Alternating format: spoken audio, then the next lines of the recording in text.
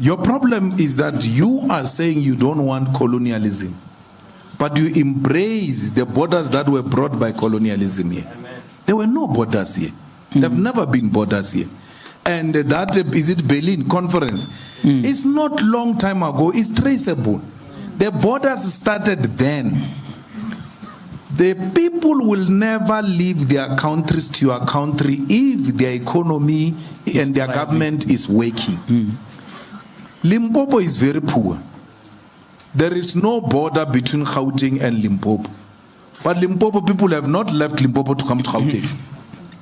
Yet Gauteng has got more resources. Why can't they leave Limpopo and come here? If these people wanted to come here, this fence was not going to stop them. No one wants to come here. They are coming to look for opportunities, and that's what we must encourage with all of you, especially the unemployed youth of South Africa. Let Africa be your playing ground. We were conditioned to think that we are superior and we are a country that is defined out of the continent. There are many countries in the continent that are doing so well. And they can use your skill, and they use dollars, by the way, some, to pay. Okay. So our position didn't change. All right. I have no time for borders. Why? I have no time for colonialism. How do you say to me, go and change French on the passport, and then come at the same time and say, leave the borders alone, but remove French. Removing of French on the passport is part of decolonizing South Africa. Yeah. So you can't speak in folk tongues. It has to be very clear. No one is going to come to our country. They don't have borders in Europe. But when it comes to us, they say, no, you must have borders. Why? The division of of Africa is what makes them thrive. They thrive on the division of the African continent. Can you imagine the minerals of DRC combined with the minerals of South Africa and with a new currency based on the minerals? What we can do to the dollar if we become a United States of Africa with our minerals alone? We can collapse the dollar. We can collapse the strong pound that is based on gold, yet they don't have a gold mine. So why do you allow such things? So my position is informed by that. And someone says, no, we won't vote you if you say such things, we won't vote for you. He's asking me to lie so that he can go around saying politicians lie. When I tell the truth, I won't vote for you. I must lie so that they can vote for me. Correct. There were no borders, and we must all of us unite in that call.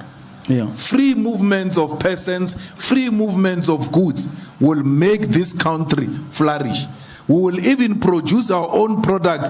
One thing that you South Africans undermine yourself with is that you are the America of Africa. If you are to produce anything here, Africa will receive it with both hands. They will say, this one is from South Africa. You are known for quality, yet you still don't produce a car. Open the borders. Let the goods move. Let people move. Then produce a car that is South African and sell it to the billions of people who are out there waiting for products from South Africa. All right. We don't produce anything, yet we've got market. I was charged by the ANC for saying Botswana has got an American base and poses a threat to South Africa. Mbalula repeated it a few days ago. Mbalula said Botswana is a threat with an American base. He's not charged. But I was charged for that. And that one didn't want me for that. Because I said we need to remove the government of Botswana through the people of Botswana and put a government that will dismantle that base, which is putting a threat on the whole of SADC. Because a research was conducted, the landing strip that is there in the army base of Botswana, they say it can land a fighter jet which can take less than 2 minutes if it wants to hit the union building. So if America says we're fighting South Africa, it doesn't have to send anything from Washington. They are here already. And that's what Putin doesn't want in Ukraine. They want to do what they did here in Botswana, in Ukraine. We allowed it. And our position as the EFF is that that army base must be removed because it poses a threat to SADC. And he didn't want me to say, he banned me for my political opinion. I didn't say we're going to bomb Botswana or anything of that sort.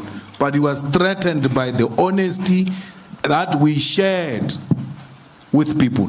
All right. And people need to know that there is a base here which can flatten South Africa in less than no time if America decides to fight with us. It doesn't have to move anything from Washington. Actually, by the time we assemble, our equipment will be gone. You see, you can talk about hate speech cases. What hate speech case? I won a case here in Joburg. You never wrote an article congratulating me about that case of AfriForum, which was represented by some incompetent Oppenheimer lawyer.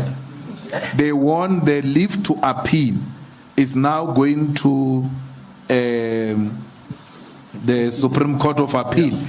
Then there is another case of land occupation, which is an EFF policy. It's also going to the Constitutional Court appeal because they say when we say occupy the unoccupied land, it's unconstitutional, blah, blah, blah. So we're challenging that. Because our occupation of the land policy is to try and put pressure to speed up the process of redistributing land into the hands of our people. So we're not committing any crime. The Freedom Charter itself says you shall settle wherever you choose to do so. So the declaration of settlement anywhere we choose to do so as invalid and unconstitutional will be the declaration of the Freedom Charter as an unconstitutional document which was adopted by our people, and we are told that majority of this constitution derives its existence from the Freedom Charter. My intention is to leave politics at 55. I don't want to die a politician because I've been in politics from 9 years. I know no other life except politics. So when the sooner I leave, the better for me to learn certain things. I'm also in farming, and therefore I think it will give me a different perspective of life. We're leading with very good comrades that must take over the EFF at some point. So I've got an appointment with Union Building, and then from there I'm out of here. I'm answered. The EFF is spoiled of qualified leadership. Choice. Yeah. And the good thing with the EFF is its emphasis on education. That because the biggest problem is the ability to just read with the understanding and be able to articulate that which you have read, so that you master the vision and the destination. The ANC people don't read. When we arrived in Parliament, they used to say we must call each other honorable members. We said, no, why do you say that? But no, it's in the rule books. And then we said, there's no such a thing. They paged from the first page to the last page. That thing was not there. They arrived there and found the apartheid whites who remained in that parliament calling each other honorables. And they thought it's by law, by the rules of parliament, that they must call each other honorable members. That thing of honorable members is not in the rule book. They say don't call each other by name. They don't say call each other honorable because they know others may not be honorable. I'm a king, yes, I'm a king. I'm a king.